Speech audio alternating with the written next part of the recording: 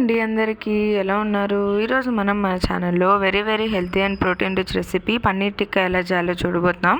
దానికోసం ఫస్ట్ ఒక గిన్నెలో పెరుగు, ఉప్పు, కారం, ధనియాల పొడి, జీలకర్ర పొడి, మిరియాల పొడి, చాట్ మసాలా, గరం మసాలా అండ్ ఒక హాఫ్ స్లైస్ దాకా లెమన్, అల్లం వెల్లుల్లి పేస్ట్, ఇంకా ఆయిల్ యాడ్ చేసుకొని మంచిగా కలిపేసుకోండి.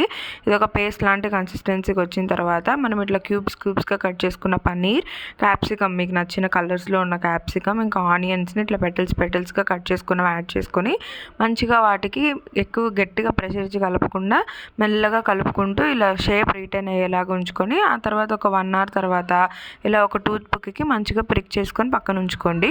ఇప్పుడు ఎయిర్ ఫ్రైయర్లో కింద బేస్కి బటర్ పేపర్ వేసి దాంట్లో మనం ముందుగానే ప్రిక్ చేసుకున్న టూత్ పిక్స్ అన్ని పెట్టి ఎయిర్ ఫ్రైయర్లో పెట్టేస్తున్నాను. మీరు ప్యాన్ ఫ్రై కూడా చేసుకోవచ్చు.